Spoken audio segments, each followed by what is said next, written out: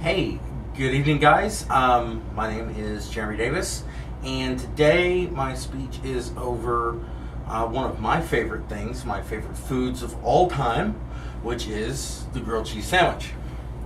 A grilled cheese is best prepared in a small skillet. You really don't want to use a large skillet because it's not going to have the same kind of heat consistency, especially in most modern houses. You have an electric burner, you don't have a gas burner, so sometimes it can be a little inconsistent. I prefer to use a good strong non-stick pan. We've moved away from the Teflon coating. Most of them are now either ceramic, something along those lines. Great pans though. Any time that you're doing this, you want to make sure you use a great pan. As far as, and I turned the heater on the stove to just 2 clicks south of the high mark.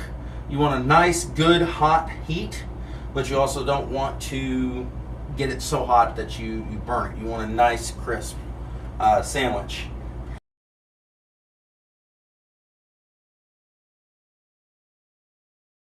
In me using Country Crock in this speech, I just prefer to use Country Crock.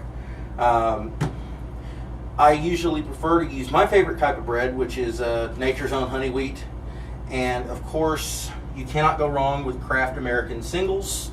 That is by far the best way to go when you're talking about grilled cheese sandwiches. Now, what we're going to do is actually very simple. You start off with 1 piece of bread. I've let the pan sit down here for just a second and start to get a little bit of heat going. You use a good size dollop of butter because you're not spraying the pan. You just use the butter for your cooking surface, and that's all you're going to do. You just give it a nice full coverage. You can set that one aside. You always want to make sure that you have both pieces of bread ready, so that way you can go straight from the initial top piece to the bottom. Again, nice, smooth, consistent all the way across the top. The last we're going to see of that. Now we have 2 slices of Kraft American Singles. That's really imperative because you want to make sure that you get enough cheese on your cheese sandwich. So we went ahead and put the bottom piece of bread on the skillet. I'm going to let it cook for about 30 to 45 seconds, sometimes about 60 depending on the stove and how it works. And while that's on there, you get a chance to come over here and see the cheese on top of the bun. You've got your regular. All right, there we go.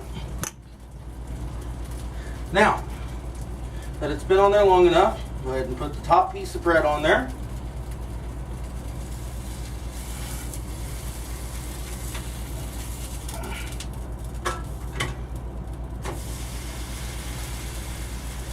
I prefer to do what I like to call the double flip. So I don't get it completely burned, that nice crisp brown, golden brown the first time around. I let it kind of get that first soaking of the butter into the bread. Again, this is another one of those things, about 35 to 45 seconds, depending on the heat. You'll see the bubbles around the side of the pan, around your piece of bread, that tells you that the butter is getting nice and hot.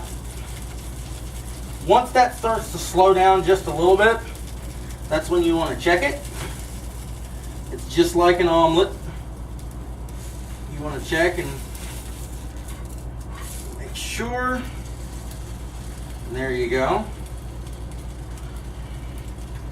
The disadvantage of a smaller pan is the fact that you don't have a whole lot of scoop space, so it's a little bit harder to turn the sandwich, but it gives it a more consistent cook, and it makes it just taste better. I love the taste of the grilled cheese sandwich. I love the hot of the grilled cheese sandwich, and I'm very simple. I don't put tomatoes, I don't put mayonnaise or Miracle Whip or any of that mess. I just do the butter and the bread and the cheese, and it makes it so nice and so delicious.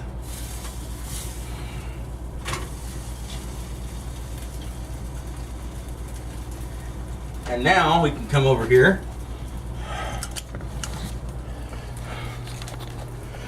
and you can see the nearly finished product.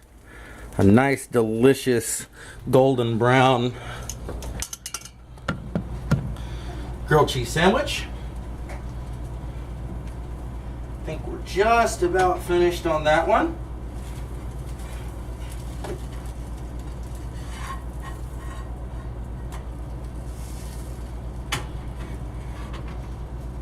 Again, it can be your preference. I usually do a 3 flip because it gives you a chance to really monitor the level of consistency, the caramelization of the butter on the bread, and it makes it, again, more of a consistent sandwich.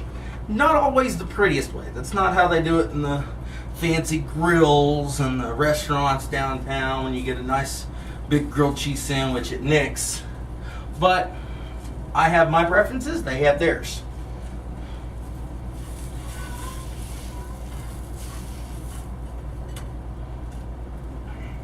Just about to the end of this cooking process. I've got about another 25 seconds on this sandwich, and it will be perfectly golden brown and ready to eat and enjoy.